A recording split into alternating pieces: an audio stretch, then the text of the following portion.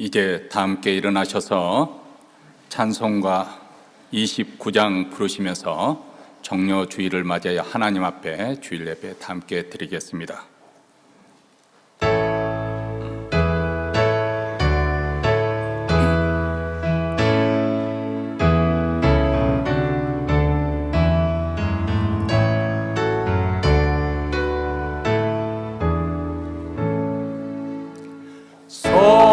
성도여 다 함께 할렐루야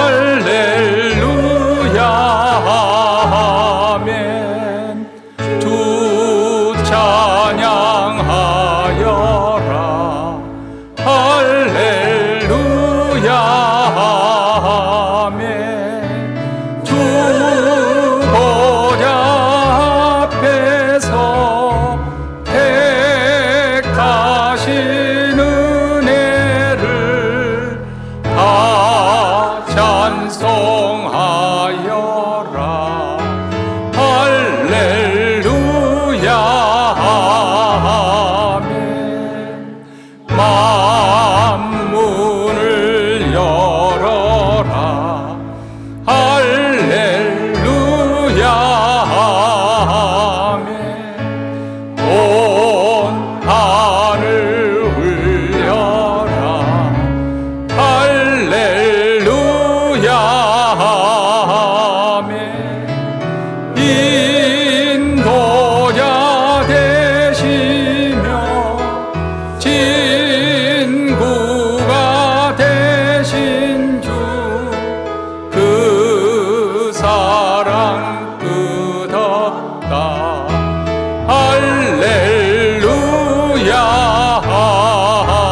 아멘. 주 찬양하여라 할렐루야 아멘. 찬양은 끝없다 할렐루야 아멘. 거룩한 집에서 주 은총 기리며 늘 찬송 부르자 할렐루야 아멘. 이 시간 우리 마음을 모아서 하나님 앞에 기도할 때 먼저 오늘 우리가 드리는 예배 가운데 하나님의 영광이 나타나 저희들을 압도하여 주시기를 위해서 기도하십시다. 우리 교회뿐만 아니라 드리는 모든 교회들, 특별히 우리 한인교회 주일 예배 주님의 임재가 생생하게 느껴지고 예배를 통해서 하나님을 만나는 사건이 일어나고 하나님을 만나는 흔적을 안고 돌아갈 수 있도록 주여 우리 예배를 연락하시고 하나님의 영광을 나타내 주시옵소서. 두 번째로는 하나님 앞에 겸손히 참여의 기도를 드리겠습니다. 영광의 빛에 비친 우리 인생의 누추함과 비천함과 비루함과 어리석음과 망령된 부패됨을 하나님 앞에 인정하며 우리의 생각과 마음으로 우리의 입술로 또 행동으로 지었던 모든 죄악들, 또 알게 모르게 지었던 우리의 무직 가운데 부지부직되게 지었던 죄를 고백하면서 특별히 하나님의 은혜를 망각하고 하나님의 사랑을 받지 않은 자처럼 행했던 우리의 무지함과 우리의 불신앙을 용서하여 주시기를 하나님의 사죄의 은총을 구하며 이 시간 다 함께 통성으로 하나님 앞에 기도하겠습니다. 자비로우시고 은혜로우신 하나님 아버지, 오늘도 이렇게 화창한 날 속에 복된 날을 맞이하게 하여 주셔서 성도들 하나님 앞에 불러 모으게 하시고 그리스도의 피를 힘입어 은혜 보좌 앞에 나오게 하시니 감사합니다. 하나님의 이름을 높여드리며 하나님께 영광과 찬송을 돌려드리는 이 예배 가운데 우리 하나님의 영광 가운데 나타나 저희들을 압도하여 주시기를 원합니다. 그 거룩의 귀한 빛에 사로잡히게 하여 주시고 하나님의 하나님됨을 인정하고 하나님 앞에 엎드리는 저희들의 예배가 되게 하여 주시기를 간절히 원합니다. 우리 교회뿐만 드리는 모든 교회들 특별히 한인교회 주의 영광을 혁혁히 나타내 주시옵고 저희들을 압도하여 주시기를 원합니다. 하나님의 임재가 생생하게 느껴지고 예배 가운데 하나님을 경험하게 하시고 하나님을 만나는 흔적을 안고 돌아가는 주일 예배가 될 수 있도록 하나님 예배를 흠양하시고 우리 가운데 자정하여 주시옵기를 원합니다. 자비로우시고 은혜로우신 하나님 아버지, 이어서 한 주를 살면서 우리 하나님 앞에 망령됐던 우리 인생을 고백합니다. 하나님의 영광의 빛에 비치는 우리 인생의 비천함과 비루함과 거짓됨과 음란함과 더러운 모든 추악한 것들을 낱낱이 하나님 앞에 고백하며 그리스도의 보혈로 깨끗하게 씻음을 받고 성령으로 새롭게 영으로 충만케 되어지는 주일 예배가 되어지기를 원하오니 주 예수 그리스도의 놀라운 그 사죄의 은총을 아버지 하나님 우리에게 베풀어 주시옵시고 우리의 망령된 부정한 입술을 깨끗하게 하시고 우리의 마음과 생각을 깨끗하게 하시고 다시금 주를 향한 열심과 열정을 품을 수 있도록 우리 하나님 성령의 감동하심 있게 하시고 겸손하게 우리의 마음을 아버지 겸하게 나오게 하시고 하나님의 은총을 충만하게 받는 이제간 하나님과의 선하심을 맛보는 은혜의 자리가 되기를 간절히 원하오니 주여 주께서 우리의 예배를 받아주시고 흠양하여 주시옵기를 간절히 원합나이다. 삼일째 송가 다 함께 부르시겠습니다. 이미 선택하셨고 예수님이 구속하셨고 예수님이 구속하셨고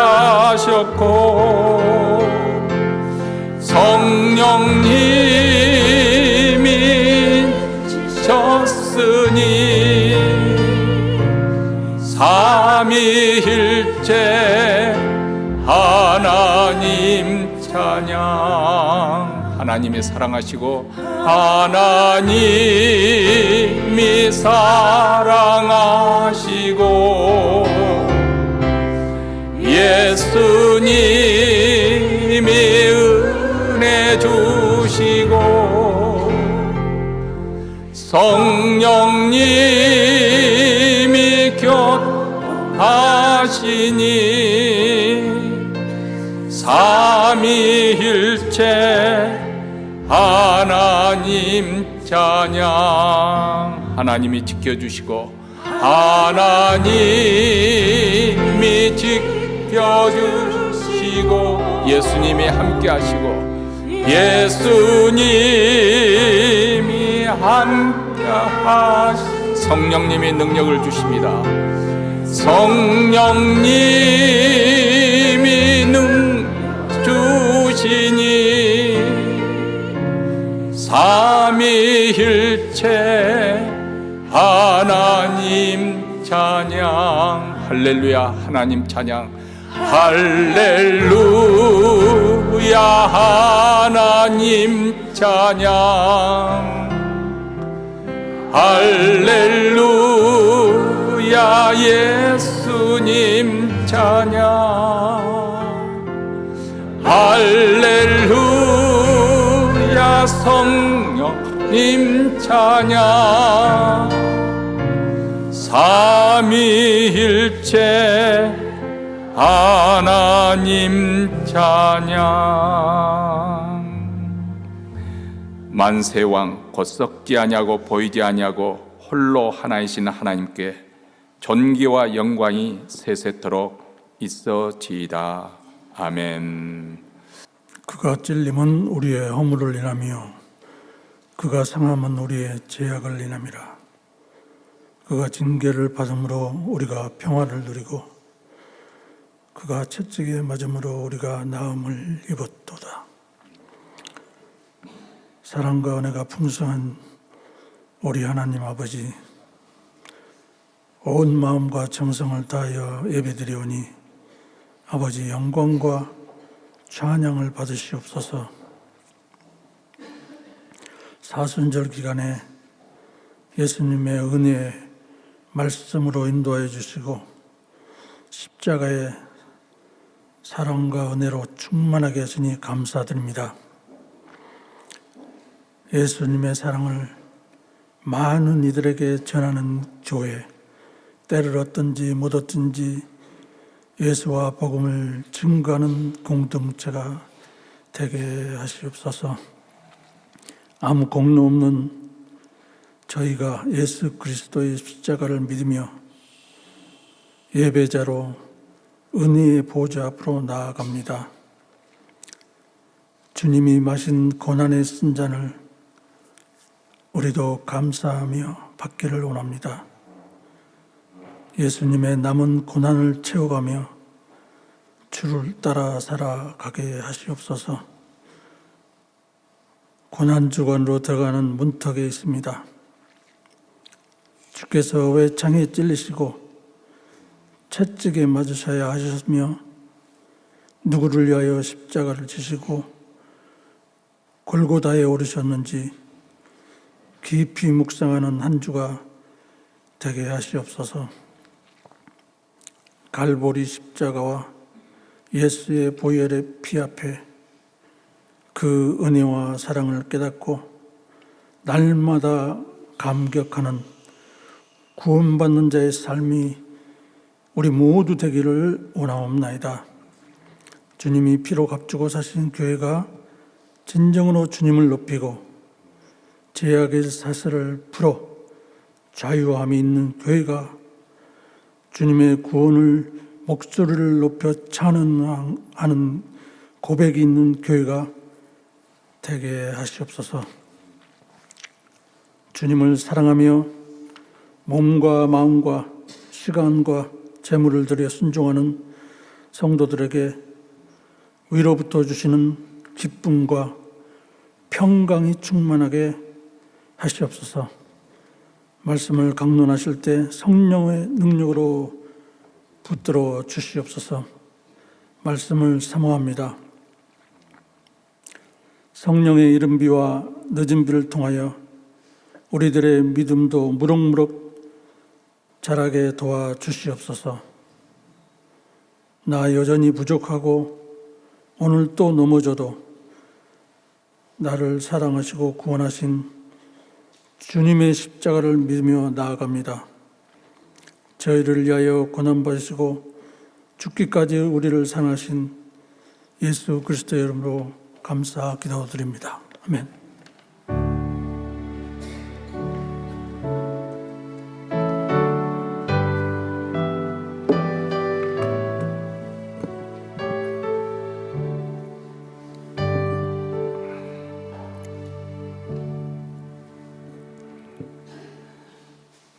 찬송가 367장 부르시면서 준비한 예물 하나님께 바치겠습니다.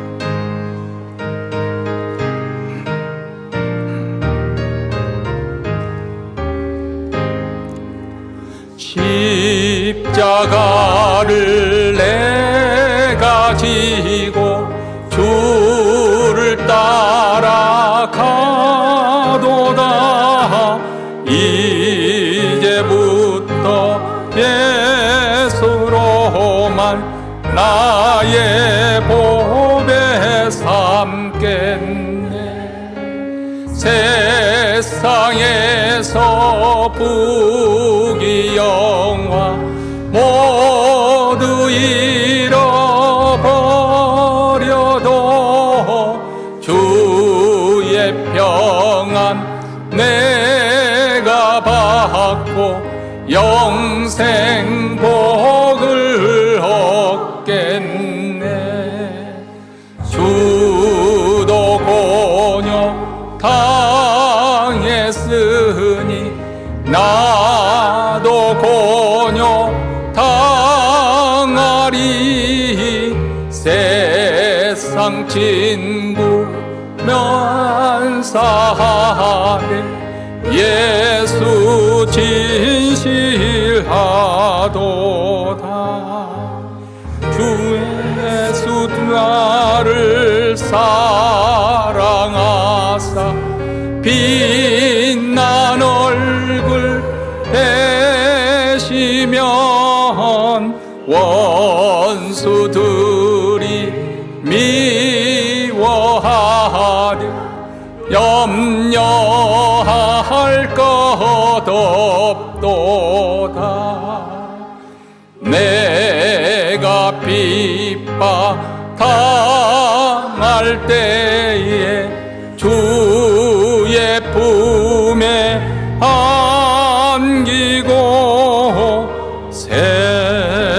한 고초 당할수록 많은 위로 받겠네. 주가 주신 기쁨 외에 기뻐할 것 무엇냐.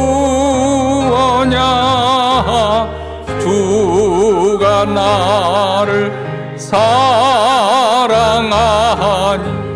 기뻐할 것뿐일세. 아멘.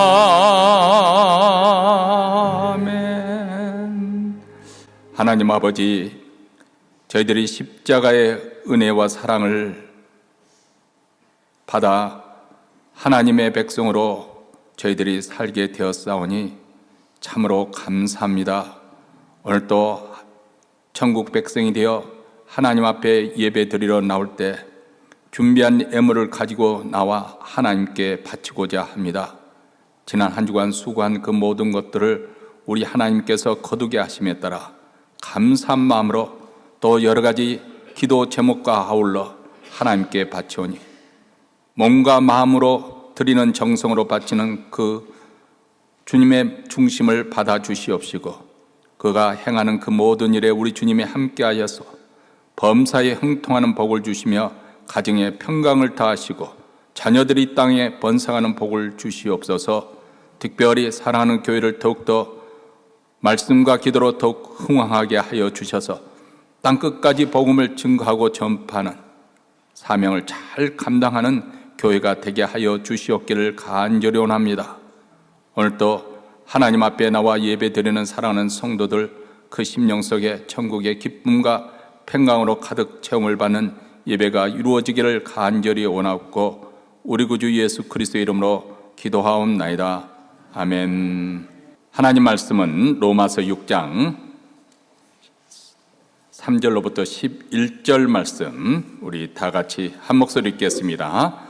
무릇 그리스도 예수와 합하여 세례를 받은 우리는 그의 죽으심과 합하여 세례 받은 줄을 알지 못하느뇨. 그러므로 우리가 그의 죽으심과 합하여 세례를 받음으로 그와 함께 장사되었느니 이는 예수 한 아버지의 영광으로 말미암아 그리스도를 죽은 자 가운데서 살리심과 같이 우리로 또한 새 생명 가운데서 행하게 하려 하심이니라. 만일 우리가 그의 죽으심을 본받아 연합한 자가 되었으면 또한 그의 부활을 본받아 연합한 자가 되리라. 우리가 알거니와 우리 옛사람이 예수와 함께 십자가에 못 박힌 것은 제 몸이 말하여 다시는 우리가 죄에게 종노릇 하지 아니하려 함이니 이는 죽은 자가 죄에서 벗어나 의롭다 하심을 얻었음이니라. 만일 우리가 그리스도와 함께 죽었으면 또한 그와 함께 살 줄을 믿노니 이는 그리스도께서 죽은 자 가운데서 사셨으며 다시 죽지 아니하시고 사망이 다시 그를 주장하지 못할 줄을 알미로라. 그의 죽으심은 죄에 대하여 단번에 죽으시며 그의 살으심은 하나님께 대하여 살으심이니 이와 같이 너희도 너희 자신을 죄에 대하여는 죽은 자요 그리스도 예수 안에서 하나님을 대하여는 산 자로 여길지니라. 아멘. 강남 서초동의 어느 고급 주택가에서 번거 모자를 눌러쓴 한 사람이 주위를 살피더니 담장을 넘고 사다리를 내려놓습니다. 그는 이미 CCTV 각도를 꺾어놓고 불 꺼진 그 빈 집으로 침입을 하였는데 다행히 이웃의 친구에 의해서 현장 출동한 경찰이 그를 체포했습니다. 놀랍게도 그는 한때 대도 홍길동이라고 별칭이 붙을 만큼 잘 알려진 도둑이었는데 이제 좀도둑으로 변한 것이죠. 그는 1970년대, 80년대 아주 부유층과 그리고 유력 인사의 집만 골라 털었던 전설적인 도둑이었습니다. 그런데 그가 절도하는 중에도 나름대로 원칙이 있었는데 가난한 집은 털지 않는다. 그리고 그가 작업하는 어떤 경우에도 무기를 사용하지 않는다는 철칙을 지켰다고 합니다. 15년간 수감 생활을 한 후에 그가 이제 해심했다는 그런 소식이 들렸습니다. 그리고 크리스찬이 되어서 출소한 후에 여러 곳에서 초청을 받는 아주 인기 유명 강사가 되었습니다. 그러던 어느 날 그런 뜻밖에도 일본에서 이번에 또 빈집을 털다가 경찰에 잡히는 아주 그래서 충격적인 뉴스였죠. 그의 나이 당시 75세였습니다. 30년간 절도 행각을 벌인 그는 이미 정과 10범이라는 훈장을 달고 있었죠. 그가 진심으로 회심했는지 아닌지는 우리가 함부로 단정할 수 없겠습니다. 다만 이 사건이 우리에게 준 메시지는 한 가지 있습니다. 사람이 바뀐다는 것이 참으로 어렵구나 하는 것입니다. 오랜 세월 동안 몸에 밴 습관과 그리고 깊이 뿌리내린 본성은 쉽게 바뀌지 않을 것입니다. 그래서 오죽하면 속담에 재버릇을 개에게 못 준다 그런 말이 생긴 거 아니겠습니까? 성경에도 보면 표범이 반점을 변하게 없앨 수 있겠느냐 그렇게 묻습니다. 없앨 수 없다는 거죠. 다시 말하면 우리가 선한 의지를 가지고 또 결심을 하지만은 인간의 타락한 본성은 번번이 우리의 결심을 무너뜨리고 무산시켜 버린다는 것입니다. 그래서 우리는 묻지 않을 수가 없습니다. 과연 기독교 말하는 복음은 이런 인간의 내면의 현실, 실제로 우리가 직면한 이 현실에 대해서 어떻게 말씀하고 있는 것일까? 복음이 단지 죄를 용서해 주는 것으로 그치게 된다면 그 죄를 이기고 변한 능력은 없는 것인가 하는 질문입니다. 우리는 지난 시간에 십자가와 죄사함에 대해서 말씀을 나눴습니다. 십자가는 한마디로 표현하면 하나님의 사랑을 나타내 주는 것이죠. 십자가는 하나님의 공의가 어떻게 예수님의 그 대속의 죽음을 통해서 이루어지고 또 하나님의 사랑이 죄인임에도 불구하고 우리를 구원해 주시는 하나님의 사랑이 얼마나 크고 놀라운 것인지 보여주는 것입니다. 그리고 십자가야말로 제3의 유일한 길인 것을 우리에게 말씀해 주십니다. 예수님의 보혈이 우리의 모든 죄, 어떤 죄로 상관없이 모든 죄를 깨끗이 씻어 주십니다. 그래서 베드로 사도는 은과 금으로 우리가 씻음을 받은 것이 아니라 흠없고 점없는 어린 양, 하나님의 어린 양, 그리스도의 보배로운 피로 우리가 구속, 제사함을 받았다고 말씀하고 있습니다. 우리가 이것을 이 진리를 믿든지 아니면 거부하든지 상관없이 이것은 하나님께서 정하신 불변의 진리입니다. 그런데 복음은 여기에서 멈춰서는 안 된다는 것입니다. 제사함을 받은 우리가 여전히 우리 안에 싸움이 있는데 그것은 우리 삶 속에 강하게 역사하는 죄의 권능과 싸워야 하기 때문에 그렇습니다. 우리가 제사함을 받고 죄의 형벌에서 면제됐다고 해서 그것으로 문제가 종료가 되는 것이 아니라 죄의 세력, 죄의 권세, 그리고 우리 안에는 옛사람의 이 정체를 우리가 보지 못한다면 우리는 복음의 절반만 보고 있는 셈입니다. 많은 이들이 구원을 받았다고 하는데, 많은 이들이 교회를 다닌다고 하는데 여전히 반복되는 죄의 굴레 속에서 신음하고 있습니다. 고쳐지지 않는 성격, 끊어지지 않는 습관, 그리고 부정한 생각과 감정들, 이 모든 것이 여전히 우리 안에 살아 있습니다. 그리스도의 보혈은 분명히 우리 죄를 용서하였지만은 십자가의 그 능력이 죄의 권세로부터 우리를 해방시키지 못한다고 하면 여전히 우리는 묶인 상태로 그런 굴레에서 벗어나지 못하고 있는 것입니다. 그래서 오늘 우리는 로마서 6장 3절로부터 11절에서 말씀하는 것처럼 옛사람의 실체를 우리는 살펴볼 것이고 그 옛사람이 어떻게 십자가에서 처리되었는지 하는 진리를 함께 나누고자 합니다. 사도 바울은 여기서 예수님의 십자가의 사건은 단지 과거 2000년 전 역사의 현장에서 일어난 것에 그치지 아니하고 심지어는 어떤 사람은 이 역사적인 사실마저도 부정하는 사람들이 있습니다마는 이 역사적인 사실을 그치는 것이 아니라 오늘 이 시대에 사는 우리 삶에 실제적으로 변화를 일으키는 능력이라고 우리에게 말씀을 하고 있습니다. 하나님께서 십자가를 통해서 죄와 죽음의 세력을 단번에 처리하셨기 때문에 우리는 더 이상 죄의 권세 아래 살아갈 필요가 없다고 말씀하고 있는 것이죠. 오늘 말씀을 통해서 죄의 권세에서, 죄의 권능에서 해방되는 복음의 전인적인 그런 능력을 다시 한번 붙드는 은혜가 있기를 소망합니다. 여러분, 죄가 단지 예부로부터 오는 것이라고 한다면 우리는 그것을 피하고 대처하면 이길 수가 있을 것입니다. 그런데 성경은 죄가 우리 안에서 역사하고 있다고 말합니다. 그것도 강력하게 역사한다는 것입니다. 그래서 심지어는 로마서에 보면 죄의 법이라고 표현을 하고 있습니다. 법이라는 것은 무엇입니까? 당신이 원하든 원하지 않든 강제적으로 집행되는 것이 법입니다. 알든지 모르든지 그것이 바로 법의 효력가 아니겠습니까?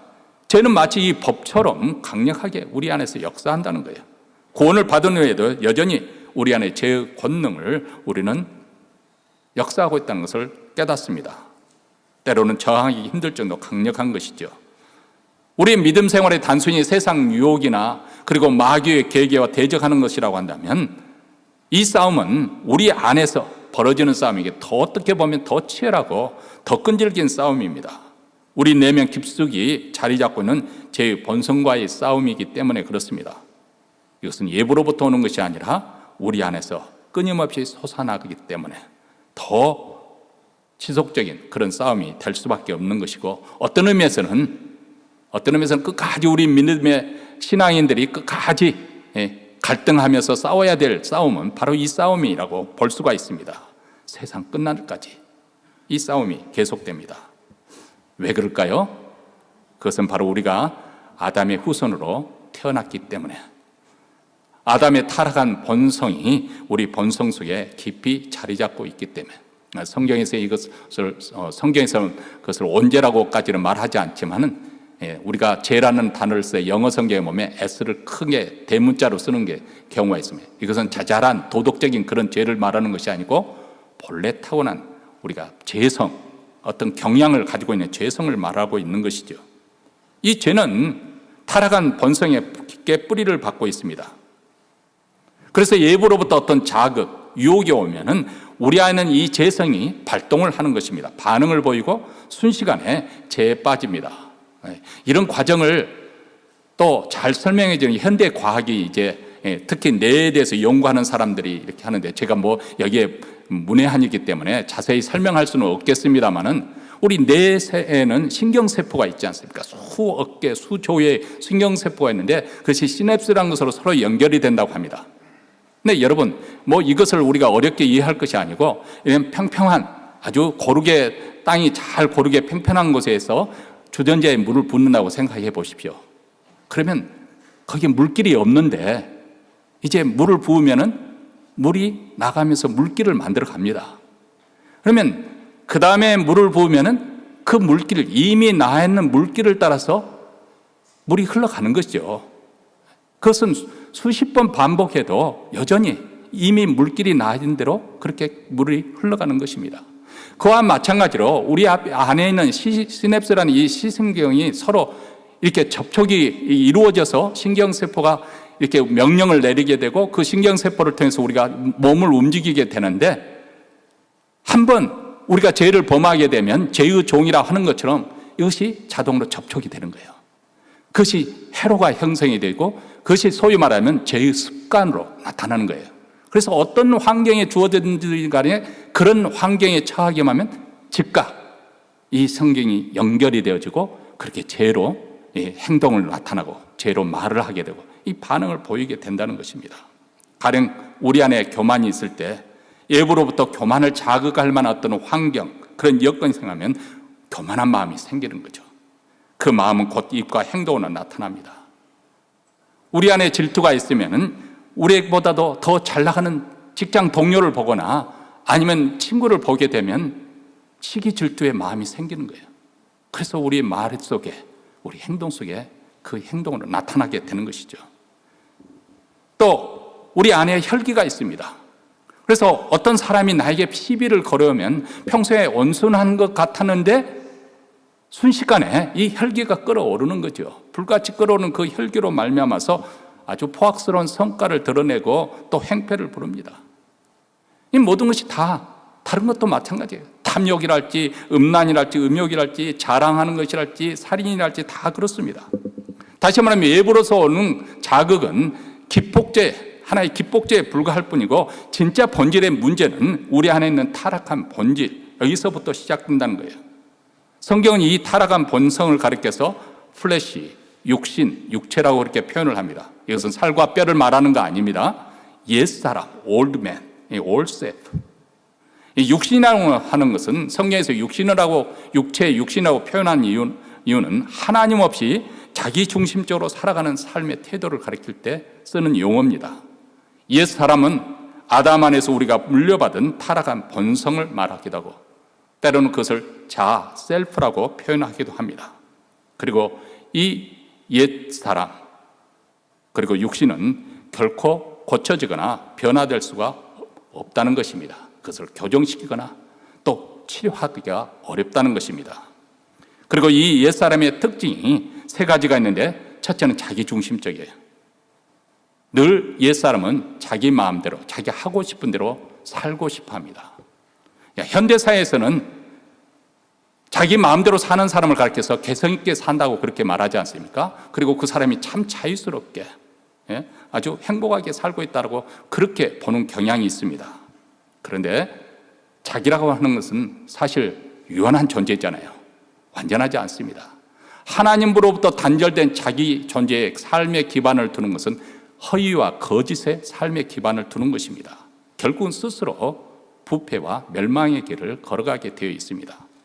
하나님을 내 삶의 중심에 두지 않고 자기 자신, 자기가 중심적으로 주도해서 가기 때문에 이것이 바로 우리 신앙생활의 가장 큰 적이 되는 것이죠.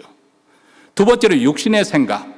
이 옛사람의 생각은 항상 하나님 뜻과 반대라고 그렇게 말합니다. 로마서 8장 6절에서 8절입니다. 육신의 생각은 사망이요 영의 생각은 생명과 평안이니라. 육신의 생각은 하나님과 원수가 되나니 이는 하나님의 법에 굴복지 아니할 뿐 아니라 할 수도 없습니다. 육신에 있는 자들은 하나님을 기쁘시게 할 수 있느니라. 육신의 생각은 하나님과 원수가 된다. 그러니까 자기 마음대로 살고 싶어 하는 사람과 하나님 뜻과는 도저히 합칠 수가 없는 거죠. 합의를 할 수가 없는 것이죠. 오히려 하나님을 대적하는, 그래서 하나님과 원수가 될 뿐이라는 것입니다. 이 육신의 생각이 죄를 짓게 만들고 결국 사망의 길로 인도하는 것이죠. 그리고 세 번째로는 이 자아, 이것은 쉽게 처리되지 않고 죽지 않는다는 거예요. 우리가 단순히 결심한다. 새해가 되면 우리가 결심을 하잖아요. 올해는 이렇게 살리라. 근데 작심삼일 그렇게 말하지 않습니까? 이 결심을 해도 고행이나 또 수행을 해도 아무리 금욕적으로 우리 자신을 육체를 다스려도 이 자아라는 것은 비가 오면 다시 무성하게 하는 잡초처럼 그렇게 자라나는 거예요. 그렇기 때문에 예수님께서 십자가에서 못 박혀 죽으신 것이죠. 왜냐하면 뿌리채 뽑혀야 문제가 해결되기 때문에 그렇습니다. 우리가 하나님 뜻대로 산다고 하면서도 결국 그 결과를 보면 하나님과는 상관이 없는 육체의 열매를 맺는 이유가 여기 있습니다. 왜냐하면 거기는 자기 중심적인 자아가 여전히 자기 목적을 위해서 살아가고 있기 때문에 그렇습니다. 옛사람이 살아있는 것이죠. 근데 우리가 이 사실을 우리가 직시하지 못하지 않습니까? 왜냐하면 우리는 신앙이라는 이름으로 하나님이라는 이름으로 포장을 하기 때문에 그 이면 속에 감춰인 내 자아가 살아서 주도하고 있다는 사실을 우리는 스스로에게 속아 넘어가는 것이죠. 그만큼 우리 안에 자기중심적인 자아가 깊게 뿌리 박혀 있습니다. 하나님을 위해서 열심을 낸다고 하는데 그렇다면 하나님을 위해서 열심을 내면 거기에 선한 열매가 맺혀야 되는데 왜 다툼과 갈등이 생기는 것일까요? 그것은 벌써 그 안에 자기 영광을 추구하고는 하나님의 영광이라고 말하지만 자기 영광을 추구하는 바로 소위 말하는 옛사람의 위장, 포장이 되어 있기 때문에 그렇습니다. 여러분 생각해 보시기 바랍니다. 예수님을 십자가에 못 박은 자들이 누구였습니까? 하나님을 가장 잘 알고 하나님을 가장 열심히 섬긴다고 하던 종교인들이었습니다.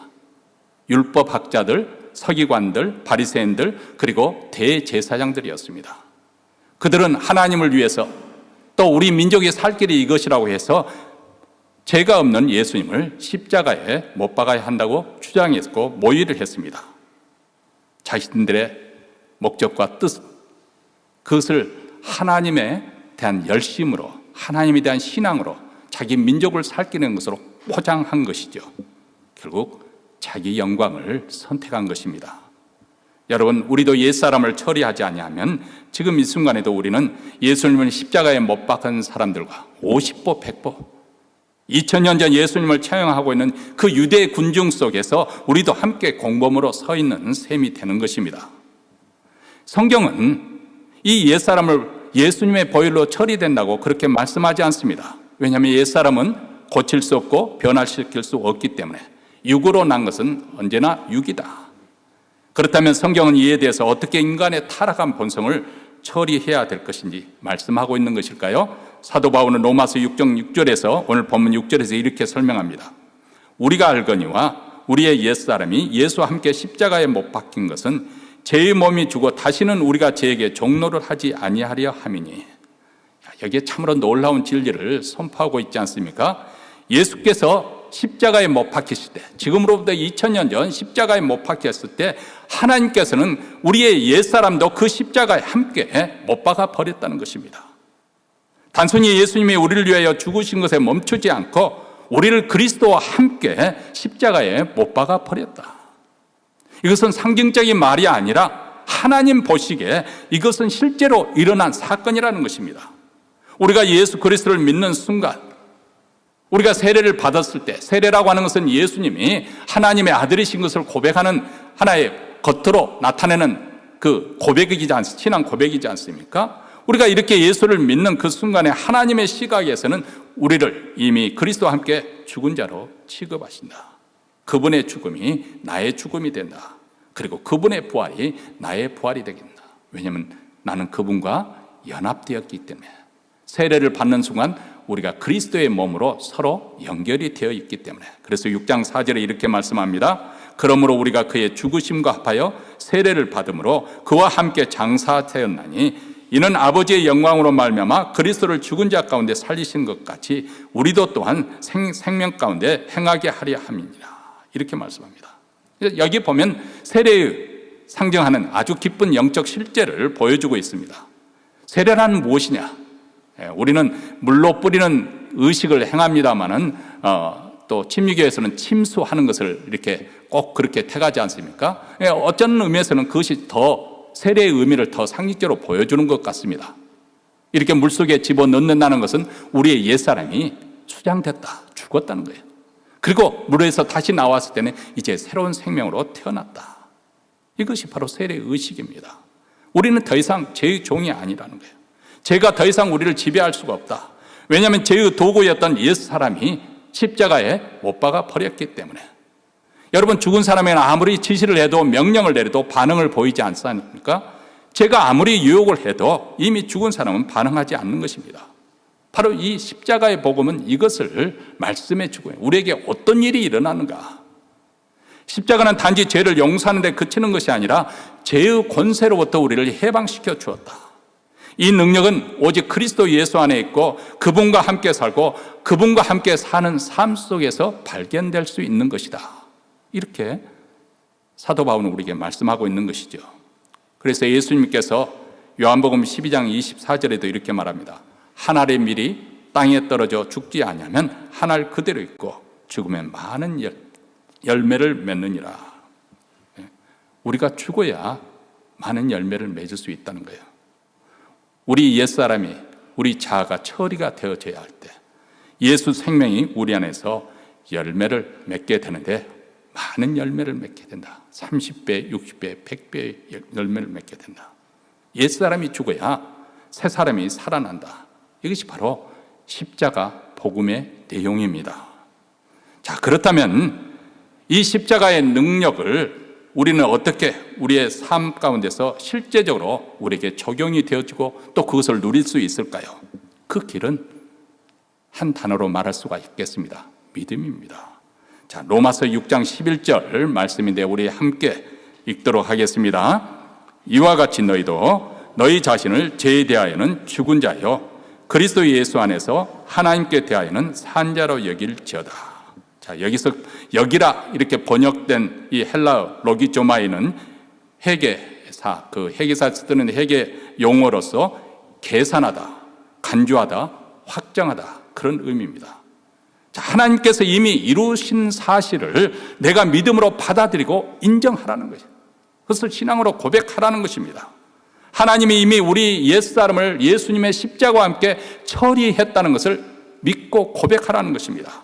그분이 우리에게 이 십자가의 사건을 통해서 우리에게 새 생명을 주었다는 것을 믿으라는 것입니다. 그렇기 때문에 우리는 내가 예수를 믿어도 나는 여전히 죄인이야. 나는 안 바뀌었어. 나는 늘 이 모양이야. 이 모양 이 꼴로 살다가 그렇게 죽을 거야. 그렇게 체념하고 포기하고 말할 것이 아니고 나는 그리스도 안에서 옛사람이 이미 죽었고 하나님 앞에 새 사람으로 다시 태어난 자다. 여기서 신앙 고백으로 늘 고백하며 살라는 것입니다. 물론 실제 우리 삶 속에서는 처음 신앙생활을 처음 시작하는 사람들에게는 이것이 믿겨지기 어려울 거예요. 왜냐하면 현실은 정반대의 현실이니까. 예전엔 죄에 대해서 모르고 그저 세상 사람이 사는 거 그 정도는 다 하고 사는 것이니까 다 그 정도의 선에서 우리가 살았잖아요.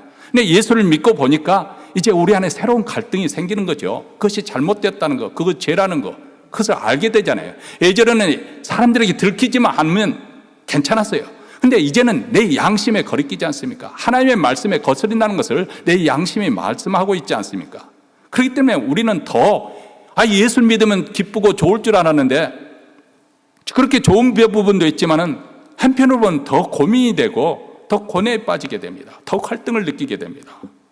왜냐하면 내가 이 진리를 믿고 있지만은 현실 속에서는 여전히 죄가 역사하고 있기 때문에 여전히 죄가 솟구치고 그로 말미암아서 내 감정이 그냥 천국 같은 은혜 받을 때는 천국 갔다가도 또 죄를 지으면 지옥 같은 경험을 하게 되고 그런 실패가 반복되고 그때마다 우리는 상심하고 좌절을 하죠.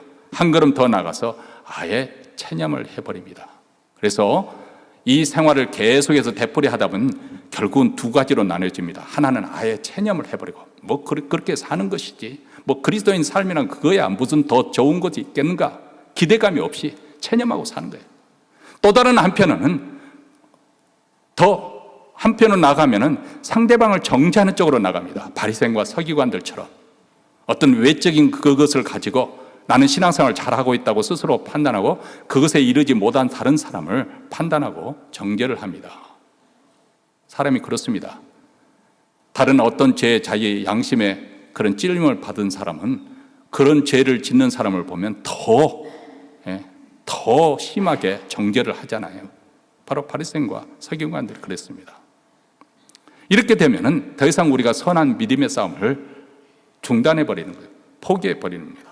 더 이상 영을 쫓아 사는 삶이 아니라 육신에 팔려 따라가는 것이고 그리고 그분의 삶은 육체의 열매, 죄의 열매를 맺게 되는 것입니다. 근데 복음은 기쁜 소식인데 이 복음은 내 감정, 느낌에 의존하는 것이 아니에요. 하나님께서 그리스도 안에서 어떤 일을 이루셨는가 이 역사적인 사실에 근거해서 우리에게 말씀을 주는 거예요. 우리는 매일 믿음으로 이 진리를 붙잡아야 되는 거예요. 내 믿음이 내 감정, 내 느낌에 따라서 느끼는 것이 아니라 하나님의 말씀을 진리로 받아들여야 되는 거예요. 우리가 예배 드릴 때 내 양심이 나를 정죄하지 않습니까? 그럼에도 불구하고 하나님께서 그리스도 안에서 어떻게 그 죄 문제를 해결했는지 우리는 그 진리의 말씀을 붙잡아야 하는 것이죠. 많은 사람들 가운데 어떤 분은 습관적으로 나는 여전히 죄인이야 이렇게 하는 분들이 계시는데 그 말 뜻을 우리가 충분히 이해할 수 있습니다. 그런데 더 정확한 고백을 이렇습니다. 나는 본래 죄인이었지만은 이제는 그리스도 예수 안에서 죄인으로 의인으로 우리는 여김을 받는 자이고 더 이상 죄의 종이 아니라 하나님의 자녀가 되었어. 그리고 우리가 여기서 중요해야 되는 것은 우리가 믿음으로 싸운다고 해서 내가 죄를 처리하려고 노력하고 애쓰는 것 이전에 그것이 필요 없다는 것 아닙니다. 먼저 선행해야 될 것이 있다는 것입니다. 그것은 무엇이냐면 내가 죄에 대해서 죽은 자라는 것. 예수님의 십자가 안에서 그 내 옛사람이 십자가에 같이 못 박아 버렸고 죄가 더 이상 권능으로 나에게 역사하지 못한다는 사실을 우리가 고백해야 되는 거예요. 그렇죠? 그리고 날마다 그것을 믿음으로 고백하고 그 믿음에 따라 살아가는 것입니다. 이것이 복음의 능력, 십자가의 복음의 능력을 누리며 사는 삶의 비결입니다. 오늘 이 예배에 나온 사랑하는 성도 여러분, 더 이상 죄의 권세가 나를 다스리지 못한다는 사실을 선포하시기 바랍니다. 나의 옛사람은 죽었다. 나의 옛 성품은 십자가 함께 못 박혔다. 예수와 함께 못 박았고 이제는 나는 더 이상 죄의 종이 아니다. 이제는 하나님께 대하여 산 자가 되었다. 이렇게 선포하시기 바랍니다. 입술로 고백하시기 바랍니다. 이미 옛사람이 십자가에 못 박혔다는 사실을 깨닫지 못하면 마귀는 여전히 여러분을 몰고 갈 것입니다. 여러분의 정죄할 것이고 여러분을 하여금 상심하게 만들 것이고 낙담하게 만들 것이고 그래서 낙심한 그리스도인으로 계속 그렇게 살아가도록 그렇게 만들 것입니다. 그런데 이제 십자가의 능력으로 죄에 대하여 죽고 죄의 세력으로부터 해방되었습니다. 이제 내 안에 사는 것은 우리 주님이십니다. 주님께서 내 인생의 주가 되셔서 왕으로서 다스리시고 통치하십니다. 그 주님께 적극적으로 순종하며 사는 것이죠. 이제는 제가 왕노를 하였지만은 이제는 주님께서 내 삶에 주도하시면서 왕으로서 다스리고 통치하십니다. 그 통치를 우리가 온전히 받아들이고 그것이 바로 순종의 삶이죠. 다시 말하면 우리도 예수님처럼 살아가는 거예요. 예수님처럼 살아가는 우리의 노력이 필요하다는 것입니다. 새로운 존재로, 새로운 비전으로 그리스도 안에서. 그래서 우리에게 사랑의 열매를 맺히고 용서의 열매가 맺히고 섬김의 열매가 맺히고 겸손과 선한 열매, 이것을 풍성하게 맺어가는 것입니다. 뭐 사람들이 하면 나중에 한 방에 그냥 잘 해보려고 그렇게 늘 뒤로 미루는데 제가 늘 하는 말이 있습니다. 제가 몬트레에서 이제 이렇게 30여 년 살았지만은 그 전에 또 알래스카에 살았잖아요. 사람들이 다 알래스카 한 번씩 정도는 구경하고 싶어 하잖아요. 그 알래스카에 제가 살았던 거예요. 1년 채 못 됐지만은. 그러니까 제 아는 친구 목사님들도 이광웅 전도사, 이광웅 목사는 참 좋겠다. 이게 유명한 데만 그렇게 다니느냐. 그렇게 부러워하는 사람도 있습니다만은. 근데 알래스카에 있을 때 저 구경 전혀 못 했어요. 왜냐면 또 다음에 기회가 있겠지. 근데 여기 와서 보니까 제가 결심한 거 있어요. 그래, 현재 삶을 내가 즐길 줄 알아야지. 지금 즐길 줄 모르면 나중에 즐기겠다? 그래도 힘을 없습니다. 그래서 늘 바닷가 보면은 스스로에게 말하죠. 아름답다. 그 아름답다고 내 스스로에게 말하면서 바라보면 진짜 정말 그것을 즐기게 되거든요. 나중에 한 방 크게 하려고 하지 말고 현재 내가 할 수 있는 일들, 사소한 것부터 우리가 실천을 해야 됩니다. 우선 우리가 인생이 씁쓸하지요. 온갖 일들 다 겪지 않습니까? 그러더라도 우리가 우리 표정을 밝게 하는 거, 이거 노력이 필요합니다. 인상 쓰고 사람들을 만날 것이 아니라 따뜻한 미소로 환영하는 느낌을 주도록 하는 것이죠. 모든 이에게 친절을 베풀 때 특별히 우리 교회는 또 나이 드신 분들, 연로하신 분들, 행동이 조금 불편하신 분들도 많이 있습니다. 이런 분들에 대해서 우리가 특별히 더 관심을 가지고 인내하고 기다려야 됩니다. 이런 분들이 이제 운전을 하더라도 빨리빨리 차를 쑥 빼서 쑥 가면 얼마나 좋겠어요. 근데 옆에서 보려면 답답하잖아요. 그렇죠? 저렇게 조심조심 빼놓고 있는 그 모습을 보면 답답하잖아요. 기다려 줄 줄 알아요. 배려할 줄 알아요. 어려움 가운데 있는 사람들을 살피면서 도와줄 마음을 가지고 있는 것. 이것이 바로 더 이상 죄가 우리를 다스리지 아니하고 하나님을 향해서 사는 선한 사람들의 모습입니다. 그리스도인의 삶의 모습이에요. 죄의 권능이 우리를 다스리지 못하는 거죠. 십자가의 복음은 오늘도 우리에게 묻습니다. 더 이상 죄의 종으로 살지 말고 의의 종으로 살라. 옛사람으로 살지 말고 그리스도의 생명으로 새로운 존재로 살아가라. 내 자신을 보면은 그것이 믿겨지지 않으려는지 모르지만 신앙이라고 하는 것은 무엇입니까? 믿음이라는 것은 뭐입니까? 눈에 보이지 않지만은 하나님의 말씀 그 진리를 그대로 믿고 고백하는 것입니다. 이 진리를 우리 자신에게 선포하고 선언하고 그렇게 확장하고 사는 것입니다. 그리하면 우리에게 놀라운 발걸음이 그전에 미처 경험하지 못했던 새로운 세계로 우리의 발걸음을 인도하게 될 것입니다. 성도 여러분, 이 부르심에 응하는 이 고난주간 한 주가 되시기를 주의 이름으로 축원합니다. 기도하겠습니다.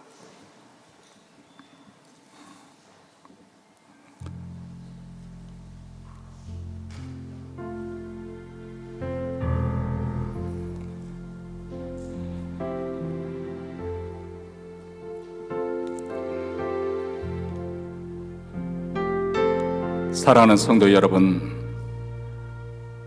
우리가 자칫하면은 잘못하면은 성령으로 시작하였다가 유체로 맞을 수가 있습니다. 다시 말하면 하나님께서 십자가에서 이루신 그 일을 우리가 믿지 아니하고 내 힘으로, 내 노력으로 신앙생활을 할 수가 있습니다. 근데 무엇이 우선순위인지 다시 한번 확인할 수 있게 되기를 바랍니다. 지금 이 순간에 영적으로 침체되어 있다면, 또 삶이 힘들어서 낙심된 분이 있다고 한다면 내 힘으로, 내 스스로 용기를 내서 싸우려 하지 마시고 그 이전에 하나님께서 그리스도 안에서 우리에게 어떤 구원을 주셨는지, 어떤 일을 이루어 주셨는지,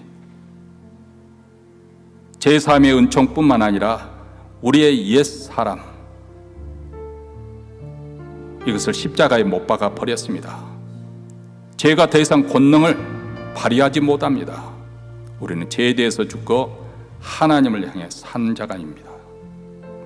그리스도의 생명으로 사는 우리 삶이 이제 한 주를 살면서 더욱더 아름다운 열매를 맺어갈 것을 소원합니다. 하나님 아버지 감사합니다. 오늘도 하나님의 복음의 말씀을 듣고 우리에게 주어진 하나님의 은혜가 얼마나 크고 놀라운 것인지, 하나님, 우리는 자꾸 우리 수준에서 하나님의 은혜를 생각하고 하나님의 사랑을 측량하기 때문에 온전하게 누리지 못하고, 그래서 우리에게 온전한 자유도, 그런 축복도 누리지 못하는데, 오늘 말씀을 통해서 하나님께서 그리스도 안에서 우리 옛 자아를 처리해 버리고 우리에게 새 생명을 주셨음을 확인하면서 매일 신앙 고백을 통해서 또 우리의 삶을 통해서 증거하고 나타내는 복된 우리의 발걸음이 되게 하옵소서. 우리 구주 예수 그리스도의 이름으로 기도합나이다. 아멘. 우리 다 함께 일어나셔서 찬송가 493장 결단한 마음으로 부르시겠습니다.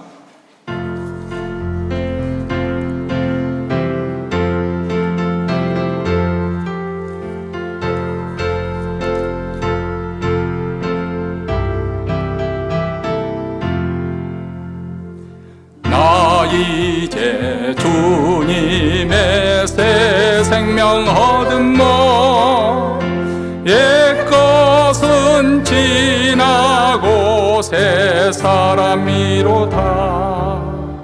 그 생명 내 맘에 강같이 흐르고 그 사랑 내게서 해같이 빛난다.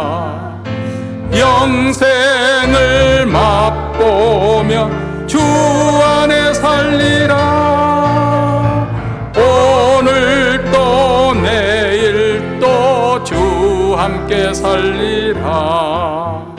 주 안에 감추리 새 생명 얻으니 이전에 줬던 거 이제는 값없다. 하늘의 은혜와 평화를 맛보니 찬송과 기도로 주 함께 살리라. 영생을 맛보며 주 안에 살리라. 오늘 또 내일 또 주 함께 살리라. 산천도 조목도 새 것이 되었고 죄인도 원수도 친구로 변한다. 새 생명 얻은 자 영생을 맛보니 주님을 모심만 새 하늘이로다. 영생을 맛보며 주 안에 살리라. 오늘 또 내일 또 주 함께 살리라. 주 따라가는 길 험하고 멀어도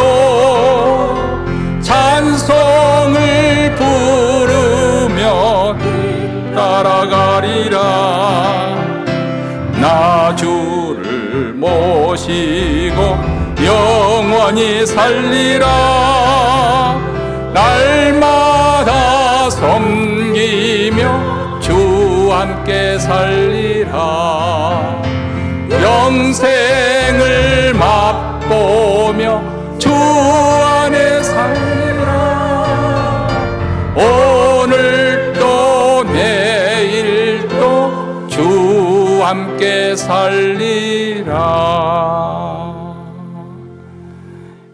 이제는 우리 구주 예수 그리스도의 은혜와 하나님 아버지의 무한하신 사랑과 성령의 교통하심이 십자가의 복음으로 다시 한번 우리가 죄로부터 자유함을 얻고 죄의 권능이 더 이상 우리에게 효력을 발휘할 수 없음을 진리를 다시 한번 굳게 붙들고 이제는 하나님을 향하여 의를 향하여 산 자로 살 것을 다짐하며 이 자리를 떠나는 사랑하는 주의 백성들, 그 가정과 기업과 교회 위에 영원토록 함께 있을지어다. 아멘.